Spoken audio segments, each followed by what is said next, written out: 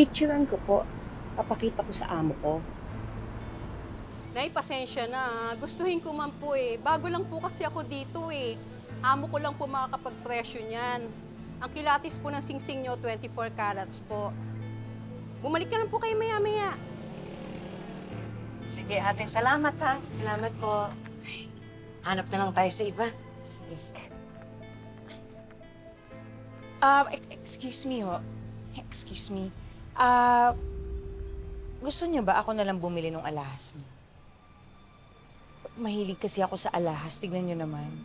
Di ba? Halata naman, di ba? Hindi ko pa kasi alam kung ibebenta ko na ba ito talaga o isasanla ko lang.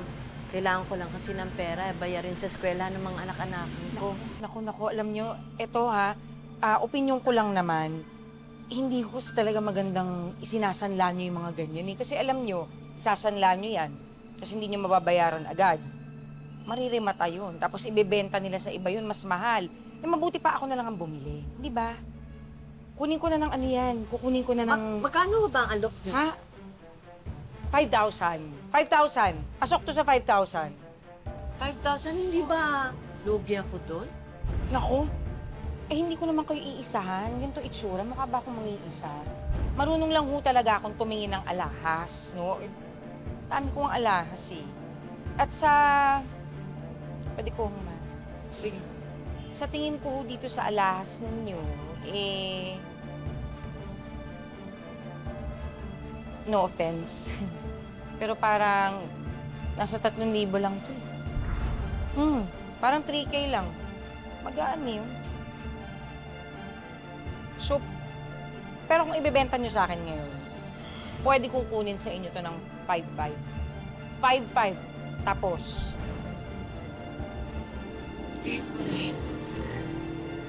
Sige, sige.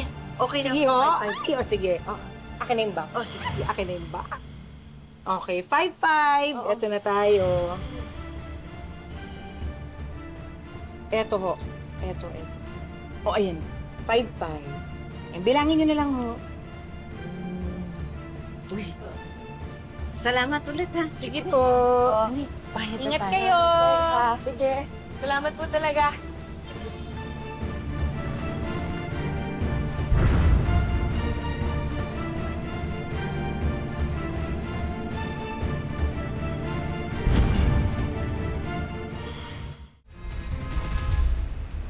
Naku, pabalik na naman po tayo. Ba't naman kasi ang aga magsara ng cashier dun sa eskwelahan nila Nene? Itatabi ko na lang muna tong pera. Ang mahalaga, may pambayad na tayo.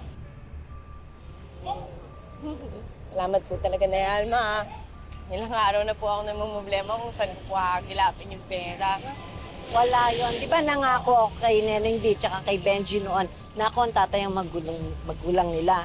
O tsaka masipag mag-aral yung dalawang yun. Hindi sayang ginagawa natin para sa kanila.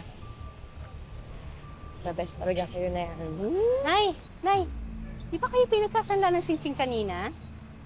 Oh, Nandiyan na po kasi amo ko eh. Kape-presyo niya na yung singsing niyo. talaga. Pero nabenta ko na kanina lang dun sa babaeng nakasabay ko dun sa sanglaan nyo. Oh, magkano yung nabenta? 5,500? Ay, 5,500? Opo. Ay, ma'am, amo ko po. Sila ba yung sinasabi mo kanina na magsasanla? Yes, ma'am, sila nga po. Pero ma'am, magkano po ba yung kuha natin sa ganon? Kasingsing nila. Pwede po namin ibigay ng 10K yun. Sising.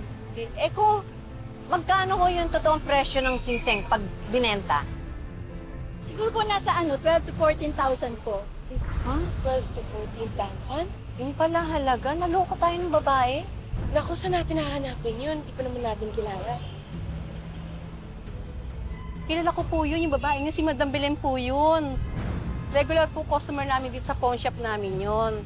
Siya po yung bumibili ng mga alahas naming mga naririmata. Doon lang po yung nakatira malapit po sa may kainan sa kanto.